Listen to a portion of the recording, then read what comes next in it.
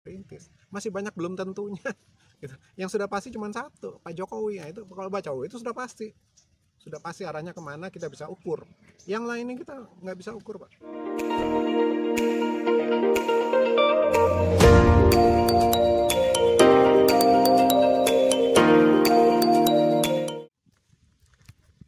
Nah, jumpa lagi nih kita dengan Channel Widi Studio, dan hari ini kita kebetulan ada di taman nih di Jakarta nih. Nah, ini suasananya asri banget, nyaman, dan hari ini kita ditemani oleh teman spesial nih hari ini. Nah, ini beliau ini kebetulan nih menjadi orang yang cukup aware dengan kondisi dan situasi politik di tanah air. Nah, selamat sore Pak. Selamat sore. Nah, bagaimana kabarnya hari ini Pak? Alhamdulillah baik, puji Tuhan. Ya, syukurlah. Nah Pak, ini kan sekarang muncul lagi nih eh, isu-isu dan obrolan menarik mengenai Jokowi 3 periode Pak. Ya, Nah, gimana Pak? Ada kesan atau tanggapan Pak mengenai hal itu Pak? kalau saya pribadi, kami dari Jokpro 2024 itu memang sudah berpikir bahwa itu satu hal fenomena yang pasti akan seperti itu. Gitu. Karena pada dasarnya amandemen 3 periode itu, wacana 3 periode itu kan selalu ada, akan selalu ada. Siapapun presidennya nanti. Hanya yang membedakan alasan dan niat dari perpanjangan amandemen 3 periode itu. Jadi suatu hal yang biasa-biasa saja ini buat Jokpro 2024. Nah, menurut Bapak tuh kenapa Pak harus Jokowi 3 periode Pak? Ya, kami berpandangan bahwa Pak Jokowi itu sudah banyak melakukan hal-hal besar, Pak, yang tidak pernah terfikir, bahkan tidak pernah dilakukan oleh pendahulu-pendahulunya. Nah, dan kita sekarang juga 8 tahun beliau memimpin ini, kita sekarang rakyat Indonesia tuh merasakan dampak positifnya gitu. Nah, banyak juga tapi program-program Bapak tuh yang belum selesai. Yang kami yakini apabila bukan Pak Jokowi yang melanjutkan, itu tidak akan terselesaikan gitu ya. Mungkin mangkrak lah istilahnya, atau nanti ya jadi mubazir gitu. Jadi alangkah baiknya kalau pembangunan ini selesai minimal sampai pada titik point of no return, titik bahwa program ini tidak bisa lagi dihentikan, mau tidak mau harus diteruskan oleh presiden pengganti nanti di 2029 gitu. Jadi salah satunya itu juga untuk menghindari polarisasi ekstrim pada Pilpres 2024, karena kita juga semua tahu ini makin mendekati tahun politik yang sebenarnya prematur Pak ya. Tahun politik kan harusnya dari 2023. Tapi dari 2022 kita sudah bisa merasakan anget-angetnya suasana ini, sehingga bahkan Pak Jokowi bilang kalau bisa jangan panas, anget aja. Kalau anget ya kalau bisa diademin gitu ya. Nah, jadi salah satu untuk menghindari polarisasi ekstrim itu ya kalau bisa Pak Jokowi 2024 maju lagi gitu. Jadi mudah-mudahan situasi negeri kita ini tetap aman, terkendali, sehingga pembangunan terus berjalan. Ini semata-mata untuk keberlangsungan pembangunan Indonesia. Nah Pak, ini kan pembangunan yang telah dilakukan oleh Pak Jokowi itu sudah sangat cukup banyak Pak. Dan apa yang dilakukan dan diperbuat itu hasilnya itu bukan hanya sekedar monumental Pak, tapi sesuatu yang memang bermanfaat dan berguna, tidak hanya untuk sekarang, masa sekarang, tapi juga untuk masa depan Pak. Dan itu memang tidak banyak telah dilakukan sebelumnya Pak. Nah, tapi kan di berbagai daerah Pak, kita memiliki bangsa Indonesia ini terdiri dari beragam kepentingan Pak ya. Jadi tidak semuanya akan menyadari hal itu Pak. Nah, kira-kira menurut Bapak, apa yang sebaiknya bisa dilakukan ataupun kita, siapapun itu, yang bisa berkontribusi agar bangsa Indonesia ini, masyarakatnya terutama, bisa lebih paham mengenai hal tersebut Pak? Ya baik, jadi modal utama Pak, itu adalah cinta negeri, cinta pada bangsanya sendiri. Jadi kalau kita bisa menyatukan perasaan itu, bahwa kita ini mencintai negeri yang kita tinggali hari ini, dan untuk anak cucu keturunan kita, tentunya kita sepakat bahwa eh, negeri ini harus kita jaga, harus dirawat, dan harus selalu disempurnakan terus, diperbaiki terus. Karena apa? Karena ke depan ini persaingan antar bangsa ini kan makin sulit, Pak. Makin sulit. Jadi seperti Pak Jokowi itu sudah berpikir jauh. Beliau itu sudah melaksanakan program food estate. Jadi seperti Pak Jokowi sudah melakukan program food estate di Kalimantan Utara kalau saya nggak salah, untuk program ketahanan pangan gitu ya. Karena apa? Karena manusia bumi ini kan makin lama makin banyak, Pak. Hari ini kita 7 miliar. Kita tidak tahu 20 tahun lagi atau 30 tahun lagi berapa miliar manusia di bumi ini. Dan satu-satunya yang paling diutamakan itu kan adalah pangan, Pak. Gitu. Nah, jadi sudah sebegitu jauh lompatan pikiran dari Pak Jokowi gitu mengenai ketahanan pangan ini, karena memang pangan itu masuk dalam bagian ketahanan nasional. Itu sebabnya ada di bawah Kementerian Pertahanan Pak Prabowo ya. Jadi apabila kita bisa menyatukan visi bahwa kita hidup hari ini untuk generasi penerus kita nanti, dan kita harus menyiapkan tempat yang lebih baik untuk mereka, saya rasa kita bisa bersepakat bahwa memang pembangunan ini harus dipertahankan, dilanjutkan. Jadi sebagai contoh program pemerintah saat ini itu Ibu Kota Nusantara, IKN. Itu harus jadi, Pak. Itu harus jadi, karena kalau sampai tidak jadi itu kita malu, Pak. Malu bahwa seolah-olah bangsa Indonesia tidak bisa melakukan hal-hal besar gitu ya. Kita harus selesai program IKN itu minimal 50% sehingga tidak bisa lagi kembali ke dibatalkan gitu ya. Jadi jangan sampai nanti jadi program mangkraknya Pak Jokowi. Nanti kan 10 tahun kerja beliau itu jadi tidak ada artinya kalau misalnya selalu dibicarakan tentang proyek IKN yang mangkrak gitu ya. Dan saya nggak yakin tanpa Jokowi sebagai presiden di 2024 proyek itu bisa jalan. Karena apa? Karena 80% itu biayanya kan bukan APBN. Bahkan dari 80 itu 20% itu swasta murni. Kalau swasta murni maka dasarnya itu adalah trust, rasa percaya. Nah, apabila ganti presiden, siapapun nanti penggantinya, apakah investor dari luar itu atau swasta itu percaya? Itu masalahnya gitu. Jadi dan apakah kalau nanti 2024 Pak Jokowi diganti, apakah penggantinya akan meneruskan IKN itu juga? Belum tentu juga, Pak. Gitu. Karena kan kita sudah nggak punya GBHN. Jadi presiden berkuasa itu bisa saja kemudian tidak meneruskan program kerja presiden sebelumnya dengan alasan lain, dengan apapun alasannya gitu, nggak punya uang atau ada yang lebih prioritas lagi gitu ya. Jadi sayang gitu. Nah, kalau Pak Jokowi bisa melanjutkan lagi dari 2024 sampai 2029, minimal itu IKN sudah selesai 50%. Kalau sudah 50%, presiden berikutnya mau tidak mau tinggal meneruskan saja gitu. Jadi sudah tidak ada lagi alasan tidak usah dilanjutkan gitu ya.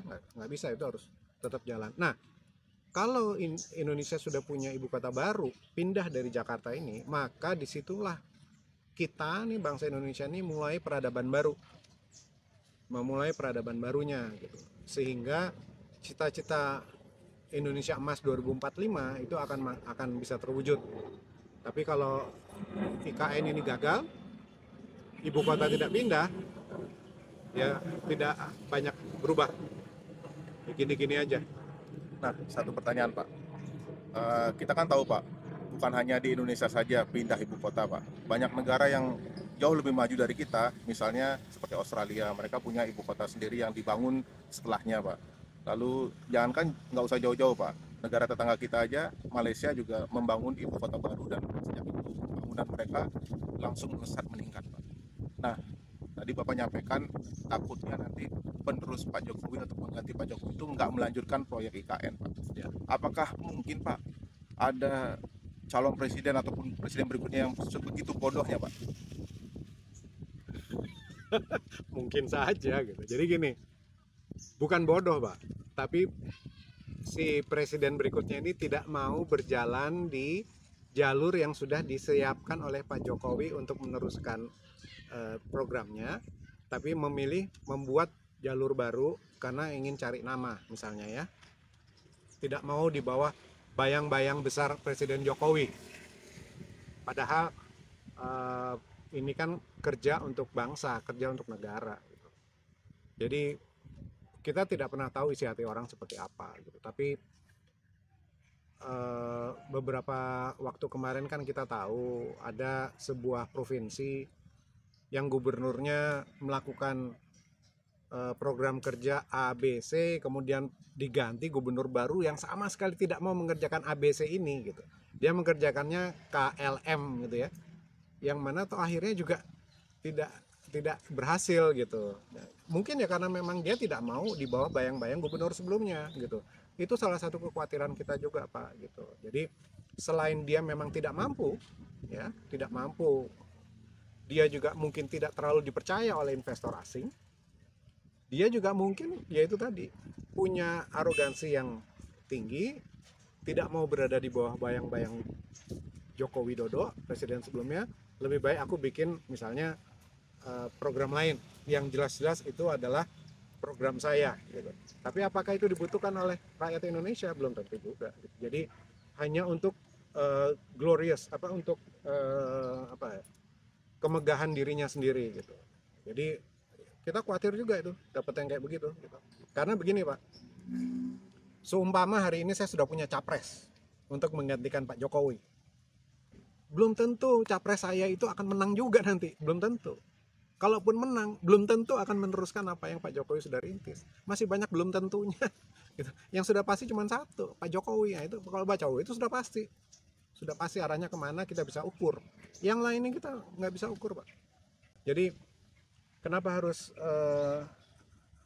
berjudi dengan nasib Indonesia ke depan? Ketika kita hari ini bisa mempertahankan hal-hal yang baik, saya rasa itu. Pas dah, mantap. Bangsa-bangsa yang sudah maju itu kan tidak pengen melihat kita jadi maju gitu. Kalau bisa kita jadi slave-nya terus, jadi budaknya, jadi sumber sapi perahan mereka gitu. Mereka akan melakukan segala cara dan itu biasa saja dalam persaingan internasional, memang begitu gitu. Jadi harus kita yang bisa mempertahankan diri kita gitu. Kita nggak boleh bilang kamu jangan jahat sama saya, nggak bisa. Justru harus kita yang mempertahankan diri kita, sehingga apabila mereka melakukan hal-hal yang tidak baik, kita sudah bisa mengantisipasi gitu. Saya rasa itu, Pak. Jadi cinta negeri, cinta bangsa, bela bangsa dan sebagainya. Dan salah satu tambahannya adalah kita harus cinta pada budaya kita. Karena dengan kita mencintai budaya kita, maka kita tidak bisa diinfiltrasi kebudayaan kita. Kita tercabut dari akar budaya kita jadi lupa kita ini orang Indonesia atau bukan gitu. Nah, sekarang fenomena itu sudah terlihat di banyak tempat. Jadi saya agak miris juga gitu, Pak. Jadi kita perlu pemimpin yang punya karakter kuat. Nah, Pak, bagaimana Pak caranya Pak agar Pak Jokowi itu bisa 3 periode? Karena kan banyak yang menentang juga, Pak. Sebenarnya yang menentang nggak banyak, Pak. Lebih banyak yang setuju kalau Bapak Jokowi bisa melanjutkan 1 periode lagi. Cuma yang menentang ini rame gitu ya. Bicaranya banyak, jadi kelihatannya banyak. Tapi sebenarnya enggak.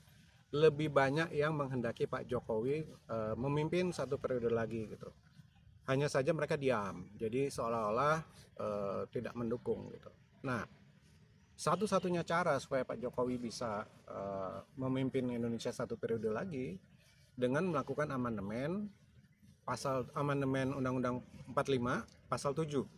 Jadi dari bisa terpilih 2 kali, bisa menjadi terpilih 3 kali gitu. Jadi dan itu sangat konstitusional karena tuntunannya ada di pasal 37 Undang-Undang Dasar 45 gitu. Jadi ini bukan ajakan makar, bukan ajakan yang anti demokrasi, justru kami menggunakan cara yang paling demokrasi, paling konstitusional karena memang diatur di konstitusi kita sendiri gitu. Jadi mungkin teman-teman yang sekarang masih ragu-ragu gitu, bisalah gitu sekali-sekali membuka Undang-Undang 45 gitu ya, baca, cari pasal 37, di situ akan terlihat bahwa melakukan amandemen Undang-Undang 45 itu boleh, bisa, selama punya alasan yang kuat atau negara membutuhkan dan situasi global juga mengharuskan untuk itu gitu. Jadi eh, saya mau berpesan saja bahwa ini kebanyakan sebagian dari kita berpikirnya tuh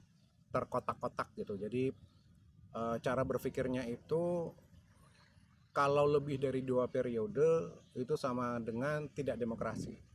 Padahal mau 3 periode, mau 1 periode sebenarnya sama saja. Selama pemilihan presiden dilakukan setiap 5 tahun, dalam 1 periodenya itu 5 tahun, dan rakyat memilih langsung. Jadi 2 hal inilah sebenarnya kunci dari demokrasi itu sendiri sebenarnya. Jadi kalau kita dapat pemimpin yang bagus seperti Pak Jokowi hari ini dan terasa sekali membawa kebaikan untuk bangsa negara, kita pilih lagi. Masih bagus pekerjaannya, kita pilih lagi. Sudah 2 periode kan, masih bagus pekerjaannya, kita pilih lagi. Masih bagus juga, nah, sudah 3 kali. Dengan harapan 15 tahun itu bisa memperbaiki banyak hal gitu. Nah, sebaliknya kita pilih presiden. Ketika kampanye janjinya manis. Ketika sudah berkuasa ternyata tidak sesuai dengan harapan. Ya nanti selesai masa periodenya yang 5 tahun itu, dia maju lagi, jangan kita pilih gitu. Jadi nggak usah khawatir dengan 3 periode.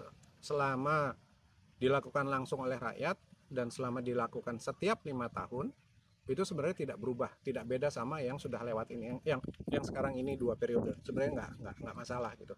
Karena contoh yang paling mudah begini Pak, saya ambil contoh Amerika.